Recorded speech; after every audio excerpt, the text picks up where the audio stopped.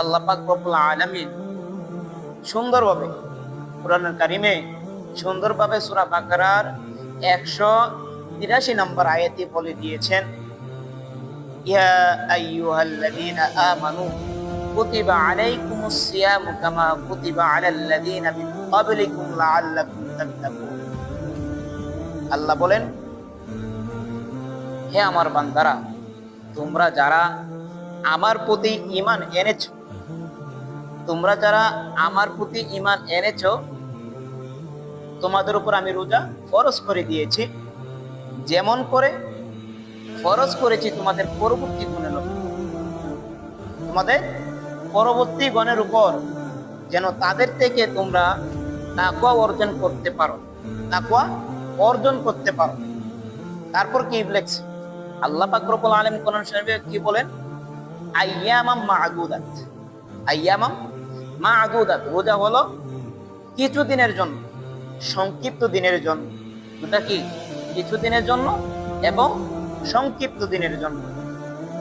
ফামান কানা মিনকুম মারিদান আও আলা সাফারিন ফাইদ্দাতু মিন আইয়ামিন উখর। আল্লাহ পাক রব্বুল আলামিন বলেন, কেউ এই সংক্ষিপ্ত দিনের ভিতরে, কেউ যদি এই সংক্ষিপ্ত দিনের ভিতরে অসুস্থ হয়ে যায় বা কেউ যদি সফরের উদ্দেশ্যে বের হয়, তাহলে কোনো কারণবশত যদি রোজা যদি ভাঙতে হয় বা রোজা যদি না রাখতে পারে, তাহলে আল্লাহ পাক রব্বুল আলামিন বলছেন যে পরবর্তী সময় সেই রোজাটা পূরণ করে নেওয়ার জন্য বা সেই রোজাটা কি পরবর্তী সময় পালন করার জন্য। তারপরে ওয়ালাল্লাযীনা ইউতীকুনাহু ফিদিয়াতুন তাআমুল মিসকিন।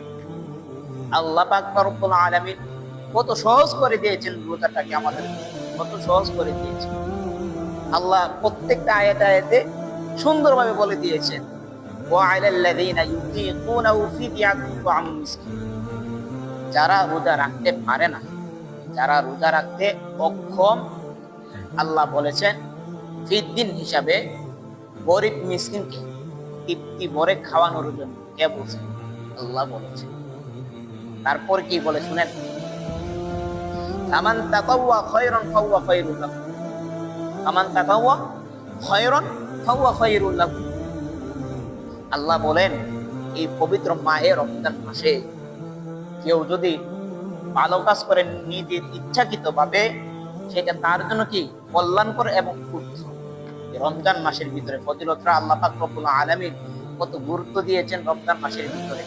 তাই বলেছেন, কেউ যদি ইচ্ছাকৃত ভাবে যদি কাউকে যদি উপকার করে, যেরকম হয়তো মনে করেন একজন রোজাদার ব্যক্তিকে আপনি ইফতারি কিনে দিলেন বা রোজাদার ব্যক্তিকে আপনি সে ইচ্ছায় খাওয়ালেন, এরকম দাওয়াত দিয়ে এনে খাওয়ালেন, এরকম আর কি, বা তার উপকার করলেন কিছু টাকা পয়সা দিয়ে, তো এটা হলো কল্যাণ।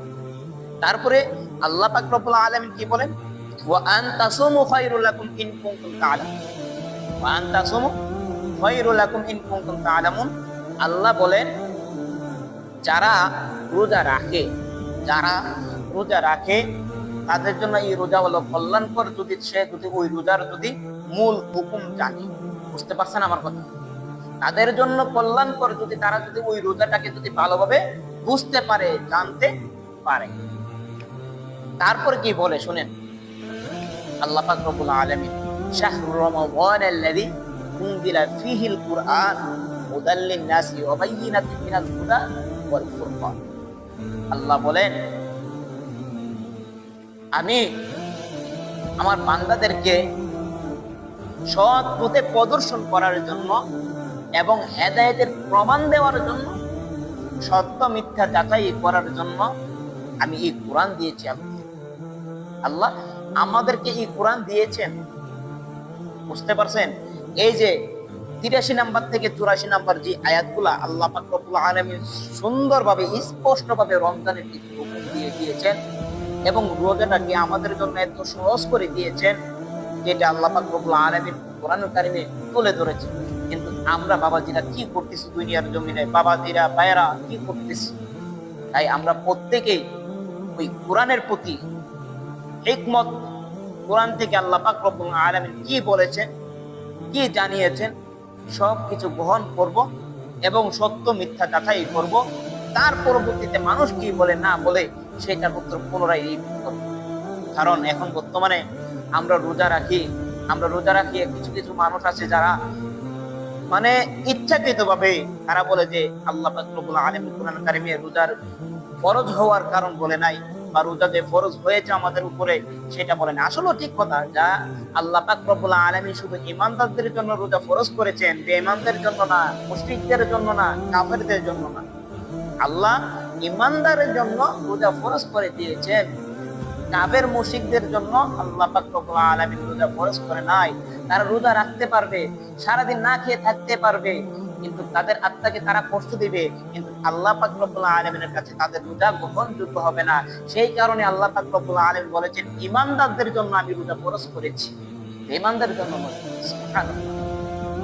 তাই বাবাজিরা, আমরা প্রত্যেকেই চাইবো কোরআনের হাদিস থেকে আল্লাহ পাক রব্বুল আলামিন যে বিষয়গুলো তুলে ধরেছেন, রমজানের বিষয় ভিত্তিক কত সহজ করে দিয়েছেন আমাদের জন্য আল্লাহ পাক রব্বুল আলামিন।